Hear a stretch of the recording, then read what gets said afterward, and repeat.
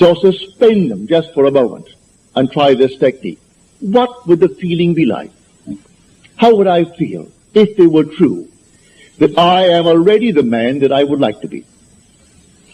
And if I am, how would I see my friends and how would they see me? It's all within us. So let my wonderful human imagination see them as they would have to see me if it were true. Bring them into my mind's eye and let them see me. And let them talk to me. And let them congratulate me on my good fortune. And don't duck. Accept the congratulations of your friends.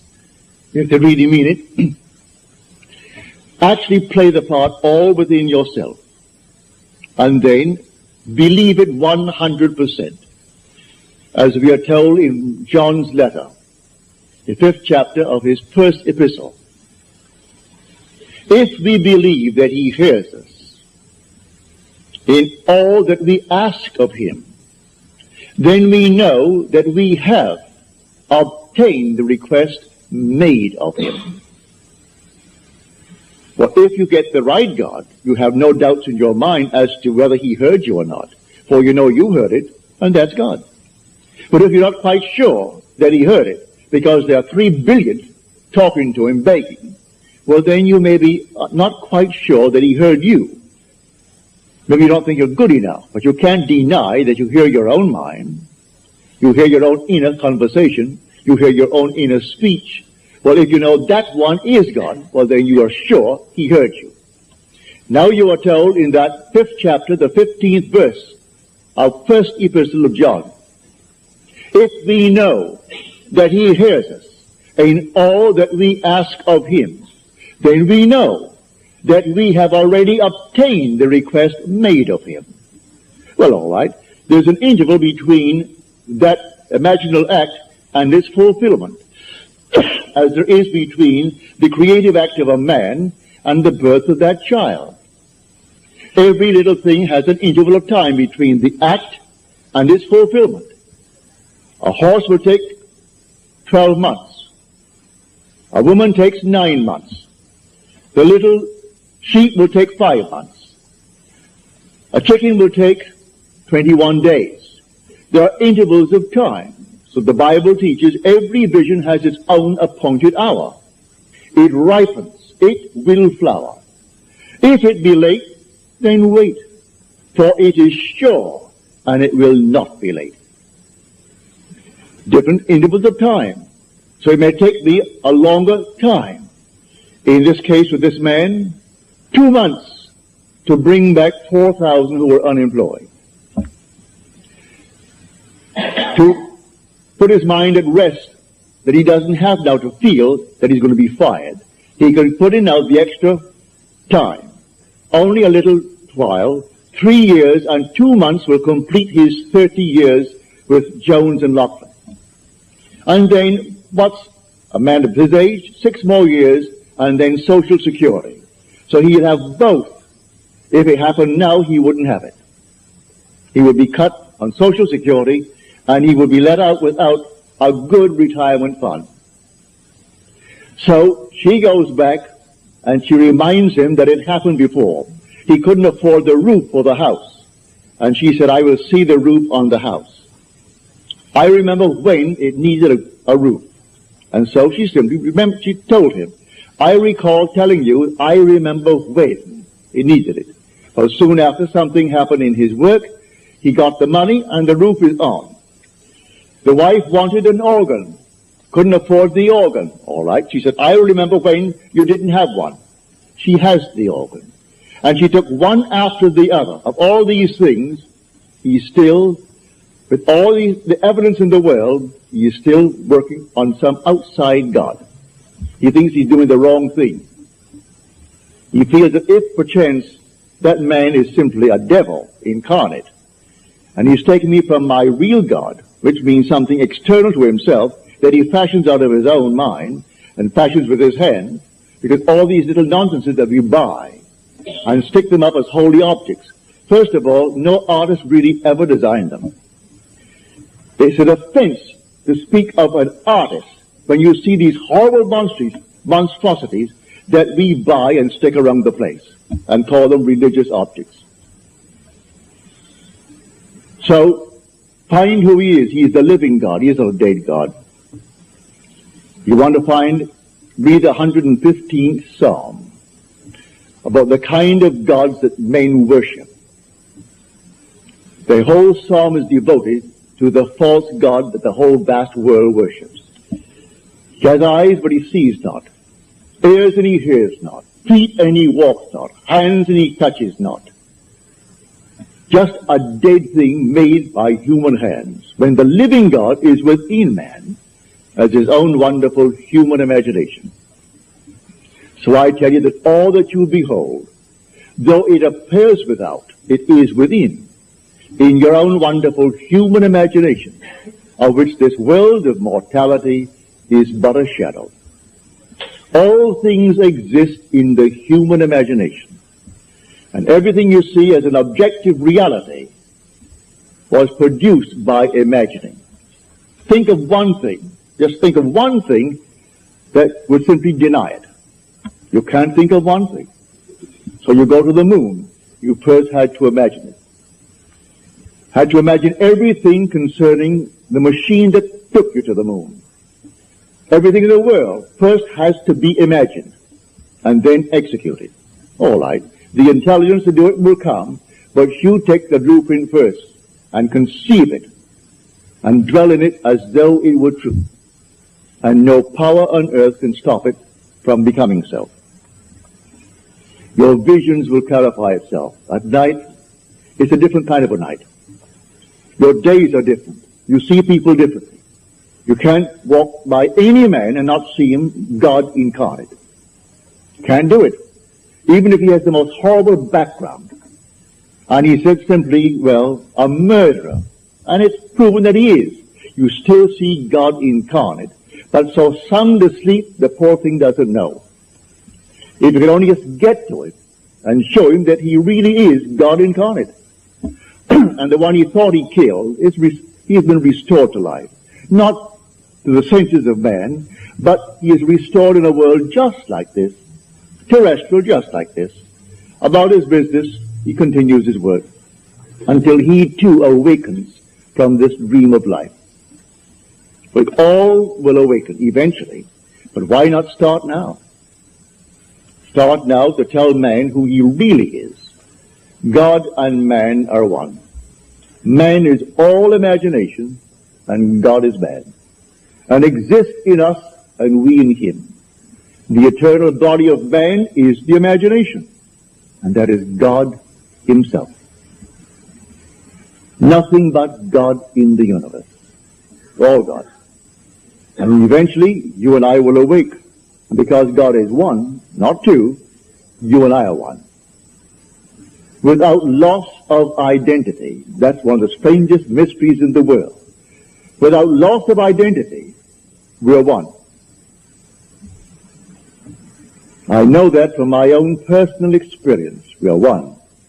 And yet, I am individualized. And you are individualized. And we tend forever and forever toward ever greater and greater individualization. And yet, we are one. And I will bring that out to the best of my ability as we proceed with these series of lectures. You will hear it. But tonight, if you're here for the first time and you want something practical, you apply what I've told you. First, have an objective. You must have an objective. You can't say, well, I don't know what I want. Well, all right. Come back the next time. Ask yourself, what would I like of life? Don't be ashamed to name it, what would I like of life? Well then, try to get some objective. Now, prayer, as far as I'm concerned, is nothing more than the subjective appropriation of the objective hope. That is the way to success. I appropriate it subjectively. How do I appropriate a state subjectively? Well, suppose now, this very moment, I wanted a ball, an ordinary baseball. But there isn't a baseball in the room, all right? But I want one. I would actually assume that I am holding a baseball in my hand until I could feel it. You think you can't feel it? Well, now try it. Try to feel what it would be like if you held a baseball. Now, to prove that you have held it, see what it feels like, the difference now, a tennis ball. See any difference? All right, a golf ball. See any difference? A piece of silk. You feel any difference? If you can distinguish between these many objects, though they are subjective, then there must exist somewhere. If you can actually separate them in your mind's eye and distinguish between these objects, I can begin to feel, begin to sense, begin to smell a rose. Well, a rose doesn't smell or doesn't actually have the odor of another flower. I can detect the rose. Now a lily, an Easter lily. I can detect that. Well, what does it do? Well, I'm going to get them. Someone will think of Neville and send him a flower. And it's going to be the flower that I'm going to actually feel and touch and smell.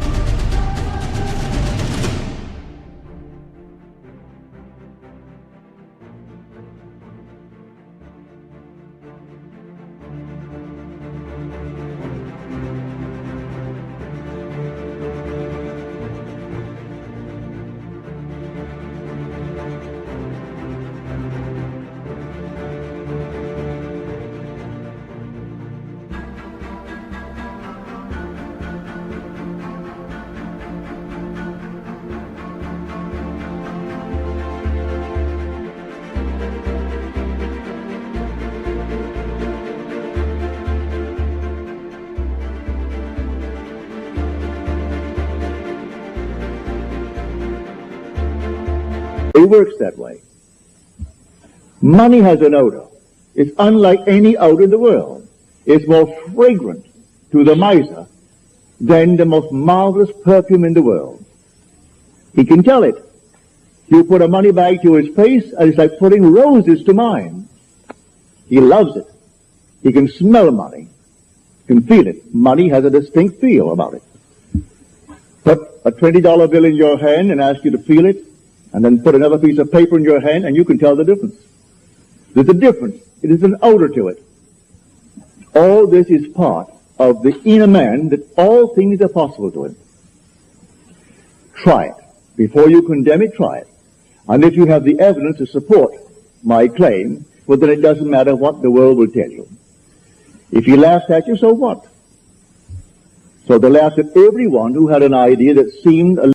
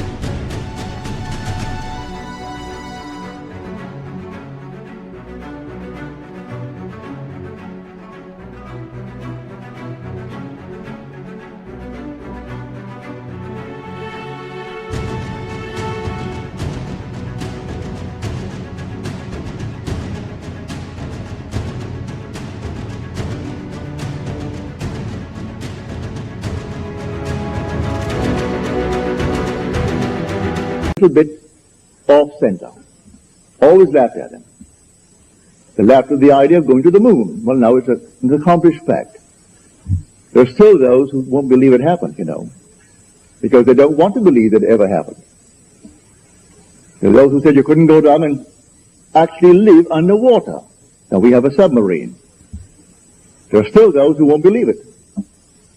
You can present them with all the facts in the world, and they won't believe it.